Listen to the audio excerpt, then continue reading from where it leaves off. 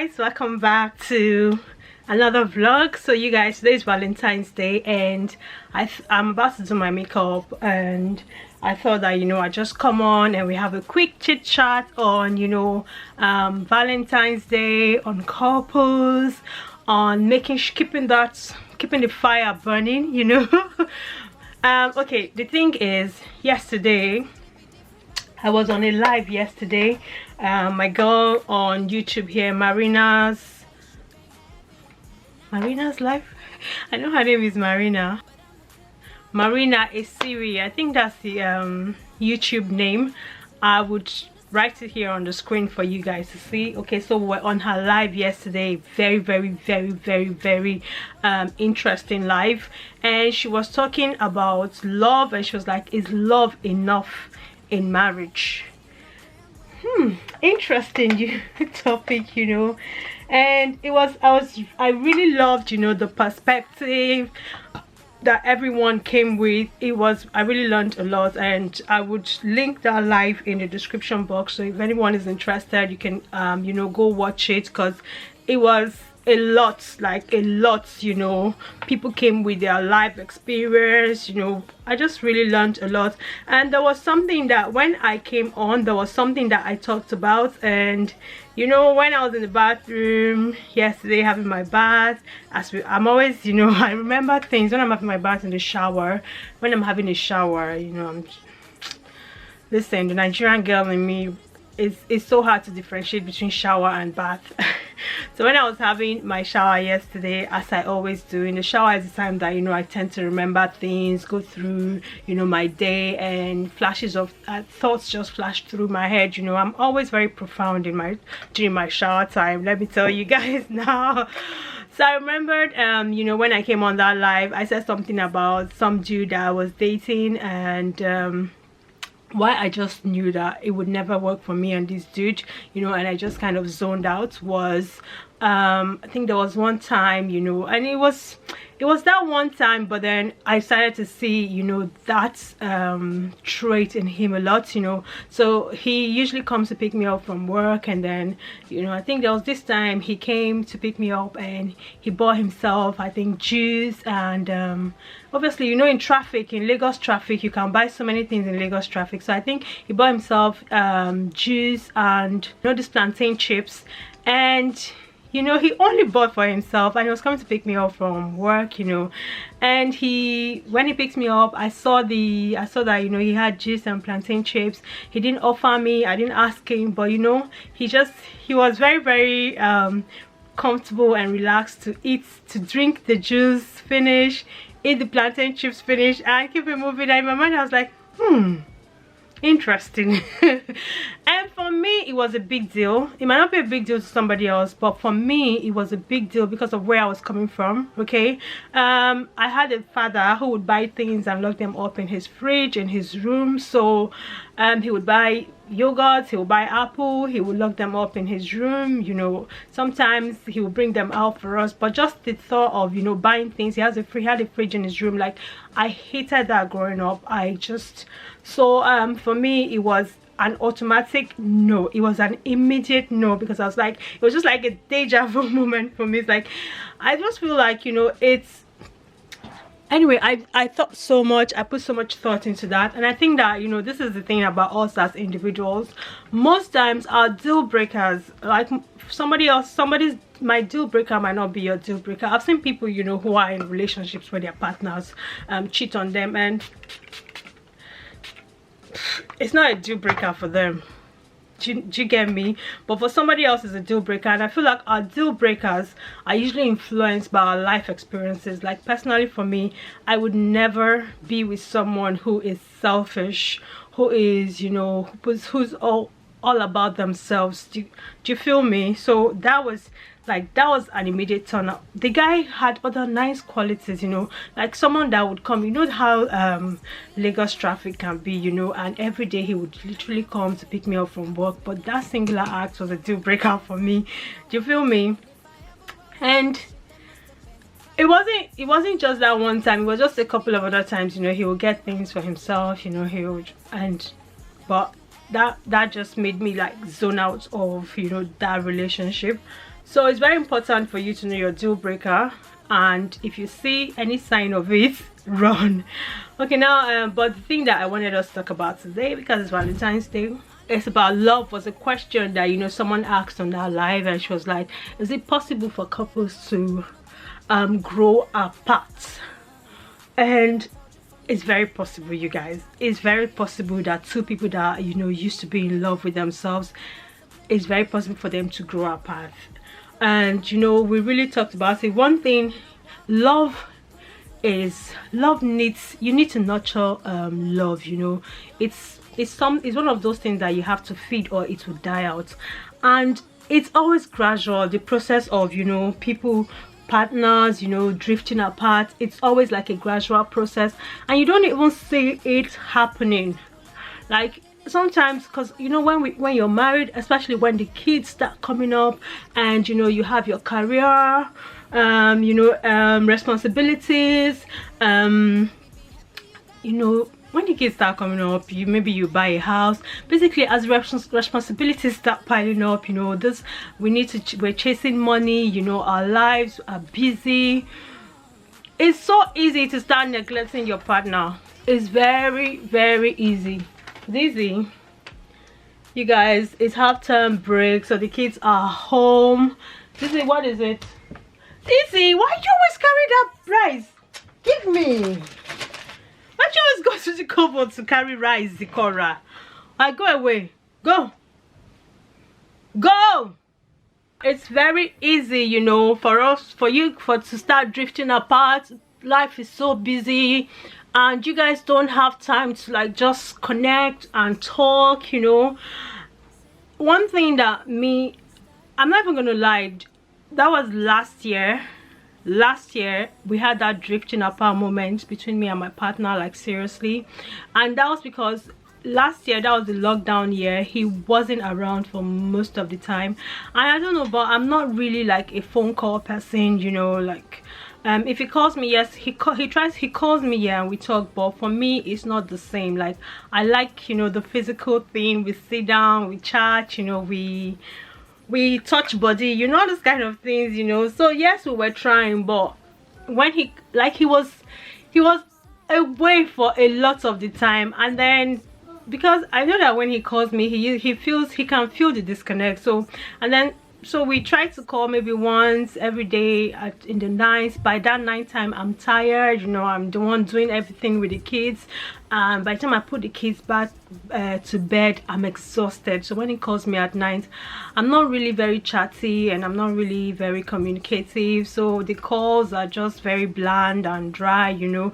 Fine, sometimes he tells me what's happening at work and I listen, but yes, there was that disconnect, and it was just because I was overwhelmed. I was overwhelmed with, you know, looking after the kids by myself, doing everything by myself while he's out there, you know. I think for a while, because of the whole lockdown restrictions, usually he used to travel and then he will come back during the weekends, but the lockdown restrictions meant that he had to be there for the duration of, you know, the project. I think it was about like 3 to 4 months, you know. So it was just a lot. But this year, you know, he's been home and we've been loving again. So basically, one thing that we do is we have a routine for the kids, and what we do is we make sure that by 9 p.m. the kids are in bed sleeping, you know. And then we have from 9 p.m. because we don't go to bed early, we go to bed by 12 midnight. So from 9 to 12 midnight is just us time, you know. We can watch movies, we can just sit and chat, you know. We do this every single night, you know. It's our time. We buy drinks, you know, and we drink together. On weekends we drink together. On weekdays we could just watch a movie, or, you know, just basically sit and chat. So this is something that I would do, and I would also recommend for couples. Even if you don't sleep, then try and make sure that maybe by 7, 8, you know, the kids are sleeping, are in their room, and then both of you can have your time together. The thing about kids is that once you build a routine for them, their body works with it. Like my own children, once they have their bath, you know, I send them up to bed. By 9 they are sleeping. Like it's now like clockwork, but we started doing it from when they were little, and I believe that it's not too late for you to start it. But just try and create a routine where you and your partner can have, even if it's just an hour, you know, just the both of you uninterrupted. It definitely helps. Another thing that I would also say you know, that you can do to make sure that you guys don't drift apart is that you have to understand your partner. You have to learn your partner, you have to read your partner, and you have to try and know their love language. Like, we all have different love languages, you feel me? You need to know what your partner's love language is. Like, I know mine.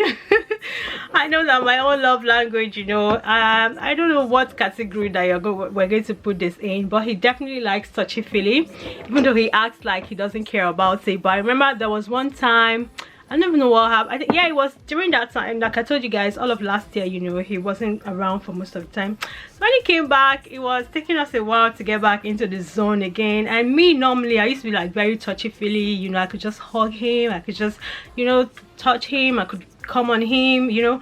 And obviously my man likes those things, you know, so I wasn't doing it because, you know, most of these things, you know, you do it when you're feeling it, you feel me? So I wasn't doing it. And then one time, after a while, you know, we're starting to get back into the house, and I still remember that day vividly. It was in the kitchen, and you know, I just came downstairs and I gave him a hug, and it was like, like, I can't wonder, you know, it's like, I can't wonder whether you still they feel me, you know, whether you still loving me, because you know, you just they are cold one kind. And I was just laughing. I was like, my mom was like, oh, so you noticed that, you know, I haven't been doing the whole thing. Although I said to him, well, if I know they touch you, touch me now. If I'm not hugging you, then hug me. But you know, you need to understand your partner's love language so that you can give to them. I know that my own also likes food. Like, you know, when I take my time to prepare some really nice dish, it is sweet in belly, you know, I can see it. He likes it. He also likes a clean house. Anytime that, you know, I wipe down the house thoroughly, you know, the cushion, they are neat, things are neat in their place, it makes him happy. And so you need to you know, understand your partner's love language and work on it, because the thing that nourishes love is, you know, when we do affectionate things for our partners. And the way that you can really get to your partner is when you know their love language. So this is very important. These are the things that, you know, I just want to leave with us, because honestly, I grew up in a very malfunctioning home. Okay, my parents, one thing that I kind of keyed into early in life is that I just realized that my mom didn't understand. My dad is a difficult person to live with, no doubt, but then I also, okay, there's a letter. Okay, but I also clocked that my mom didn't understand my father. Because if she did, then she would have tried, you know, there are ways to get to people. Like, no matter how difficult somebody is, if you know them, you will know their mumu buttons and you know how to press it, you feel me? But she never really took the time to do that. So there was always that disconnect. Hey, no, yeah, I'm having an adult conversation. Okay. Yes. So, you know, it's those things you have to study your partner. If you take your time, you know, just be very observant, and you would know, you would know their mumu buttons, and you will know how to press it.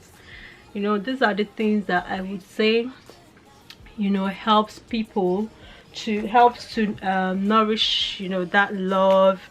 And also, when you guys are having a conversation, everybody needs someone to listen to. You have to be there for your partner. You have sometimes, you know, just listen, because I know how, you know, some of you girls like to tussle, you know.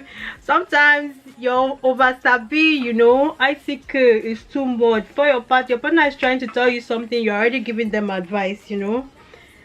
And the male ego is a thing, okay, whether we like to accept it or not. The male ego is a thing, and especially if you're married to an African man, you know, generally 90% of them, their ego is huge. So you have to, you know, learn to listen, always be on your partner's side. You know, you have to support them, like, no matter what. Don't always be the one to always want to point out to your partner that, oh my god, you're wrong in this place, and this is someone is just pouring out their heart to you, but your own, you just want to let them know that they're wrong. If you're that kind of person, calm down, just listen. You know, sometimes you don't even need to say much, just the fact that you listen and you make them know that you're on their side. You know, you find out that they are very, they pour their hearts out to you, you know, and there's nothing that builds connection, that builds love, like when your partner knows that you're there for me, you have my back. You feel me? So let's not be always too quick to advise, to correct. Okay, at the end of the day, we need to understand that, you know, we're not perfect, our partners are not perfect, so there can never be a perfect human being, you know. So you have to, where they are weak, you know, try and be understanding, you know. And the things, they will obviously do some things that you wouldn't like. There's going to be a part of them that is going to be annoying AF.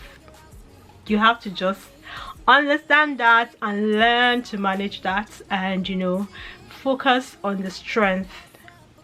And yeah, happy Valentine's Day, guys. Let me finish up with my makeup. And, you know, Emeka has gone out. I know that he has gone to buy Valentine presents, so that's why I'm doing my makeup, you know, because I want to be like very, very ready for when it comes. And I also want to see if I can get him to do a TikTok with me. Let's see how that goes, because this is my partner.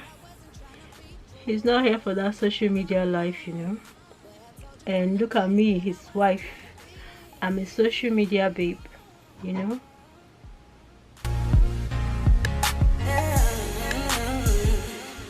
Oh, there you go. This is for you. Valentine. You know, is a sign of a symbol of love. You know, No makeup. Yeah, you know, makeup times all the. You know, times, you know, it's not very easy to be with me, but I appreciate you, and I appreciate you and the kiss. Yeah, I appreciate you as well. Yeah. Thanks, boo. Okay. That thing is very dark. Cool. It's very dark. Yes, it's just changed. Very dark. Hello, Z. My perfect date starts in a small cafe. There's hearts everywhere cause it's Valentine's Day. We order up waffles, then share the whole plate. Sit by the window and start to debate. There's nobody else. I've just finished cooking, you guys. I made rice. Wait, let me post this. Watching Lara Style Closet. That's my girl on the gram and on YouTube as well. So I just finished cooking rice. You guys, we eat a lot of rice in this house, like in different formats, and we can eat it like almost every single day. So I just finished that and I've dished for the kids. I am making salad again. So this was what I was telling you guys. We have food. I always put this in my salad. I get this from Aldi. Yeah. So it's basically olives and feta cheese mix. Olives. Love this in my salad. I'd rather spend my everyday with. I think it's sweet, she sometimes winks when she laughs. I like the way she dances barefoot in the grass. Yeah, we get along alright. Cause I've been dating me my whole life. Afternoon sun starts to peek through the clouds.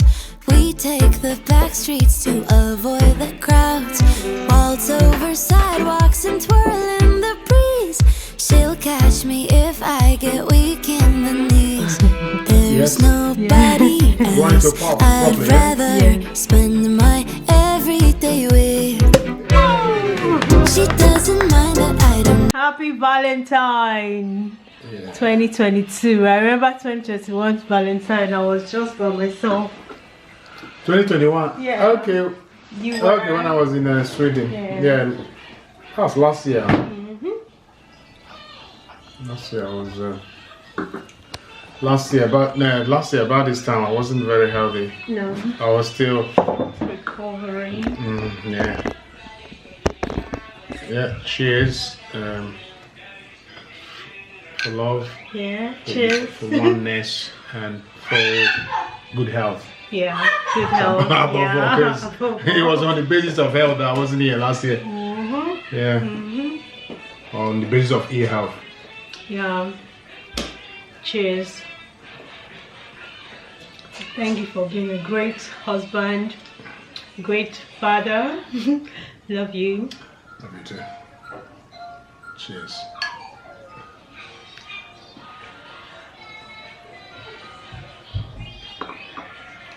I love this pasty. Yeah, it's, Very sweet. very, very sweet. Jonna Nice. says this is the only drink she drinks Ah. because it's so sweet. Yeah.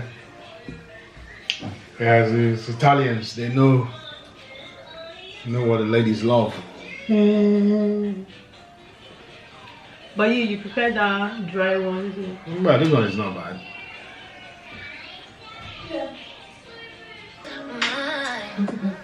Valentine. Know how to cook. She likes the way I keep my nightstand filled up with books, and I think it's sweet. She sometimes winks when she laughs. I like the way she dances barefoot in the grass. Yeah, we get along alright. I can do this for hours and hours and hours. Okay, so you guys, it's like my favorite love song right now. And on that note, I'm gonna end this vlog and I'm going to edit it now and upload it. Happy Valentine's Day, guys. Cheers.